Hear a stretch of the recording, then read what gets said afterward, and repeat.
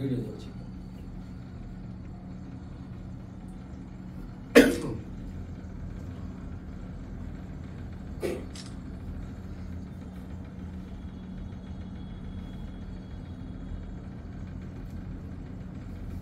Thank you.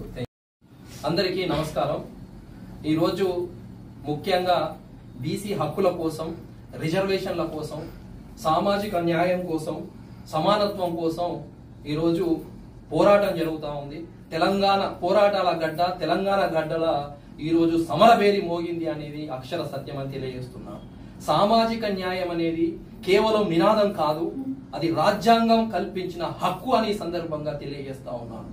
ఈరోజు దేశంలో 78 సంవత్సరాలు దాటిన బీసీలు ఆర్థికంగా, సామాజికంగా, రాజకీయంగా అణచివేతకు గురవరు అనేది అక్షర సత్యం.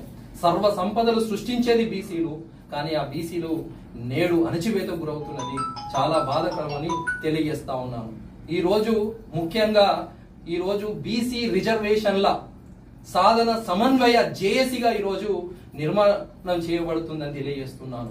దీనిలో ముఖ్యంగా యువతకు కీలక పాత్ర పోషిస్తాము. న్యాయవాదులు, డాక్టర్లు, కుల సంఘాలు, ఎంబీసీలు, సంచార జాతులు, అర్ధ సంచార జాతులు, ఆటో డ్రైవర్ల నుంచి కార్పొరేట్ లో ఉన్న వరకు ప్రతి ఒక్కరు కూడా దీనిలో భాగస్వామ్యం చేసుకుంటాము. అందరినీ కలుపుకపోతాము, అన్ని కుల సంఘాలను కలుపుకోతామని తెలియజేస్తా ఉన్నాను. ఎన్ని జేఏసీలు ఉన్నా కూడా మేమందరము సమన్వయం చేసుకొని ముందుకు పోతామని తెలియజేస్తున్నాను. ఈ రోజు ఎన్నో పోరాటాలు జరిగిన తెలంగాణ సాధించుకునేది ఒక పోరాటం, దాన్ని ఆదర్శంగా తీసుకొని మేము ముందుకు పోతామని సందర్భంగా నేను తెలియజేస్తా ఉన్నాను. అంతే కాకుండా ఈరోజు ముఖ్యంగా ఒక జేఏసీ వారు కృష్ణయ్య గారి ఆధ్వర్యంలో జేఏసీగా 18 రాష్ట్ర బంద్కు పిలుపునిచ్చిన విషయం మనందరికీ తెలిసిందే. ఈ సందర్భంగా బీసీ రిజర్వేషన్ల సాధన సమన్వయ జేఏసీ కూడా మద్దతు పలుకుతుందని ఈ సందర్భంగా తెలియజేస్తున్నాను. గల్లీ నుంచి ఢిల్లీ దాకా పాంటేలా మనోడే, కార్మికుడు మనోడే, ఆటో డ్రైవర్ మనోడే, బస్సు డ్రైవర్ మనోడే, అందరూ మనోళ్లే. ఈ రోజు మనందరం కలిసి కట్టుగా ఉద్యమాన్ని ముందుకు తీసుకెళ్లాలని, మన హక్కుల కోసం, రిజర్వేషన్ల కోసం పోరాటం చేయాల్సిన సందర్భం అని తెలియజేస్తా ఉన్నాను. ఈ రోజు న్యాయస్థానాలు కూడా బీసీలకు సామాజిక న్యాయం దక్కడంలో కొంత బాధాకరం, దొరకకపోవడం చాలా బాధాకరం అని తెలియజేస్తున్నాను. అంతేకాదు ముఖ్యంగా ఈ రోజు కేంద్ర ప్రభుత్వం యొక్క నిర్లక్ష్యం అనేది క్రిస్టల్ క్లియర్ కనబడుతుంది.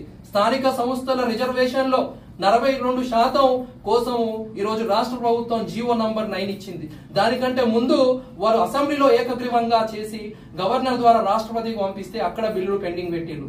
ఆ తర్వాత మళ్ళీ అన్ని పార్టీల మద్దతుతో అసెంబ్లీలో ఏకగ్రీవం చేసి మళ్ళీ గవర్నర్ కు పంపిస్తే అక్కడ కూడా పెండింగ్ పెట్టింది. ఈ నిర్లక్ష్య వైఖరి మీరు వదులుకుంటే ఈ రోజు కుర్చీలు కదులుతాయని సందర్భంగా హెచ్చరిస్తా ఉన్నాను. సామాజిక న్యాయం కోసం ఈ రోజు దేశం మొత్తం ఒక అగ్నిజ్వాల లాగా ఈ రోజు ముందుకు సాగుతామని తెలియజేస్తున్నాను. అంతేకాకుండా అన్ని జేఏసీలతో కూడా సమన్వయం చేసి మా కార్యాచరణ కూడా మేము మొదలు పెడతాము. కార్యాచరణ కూడా రానున్న రోజుల్లో తెలియజేస్తామని తెలియజేస్తున్నాను.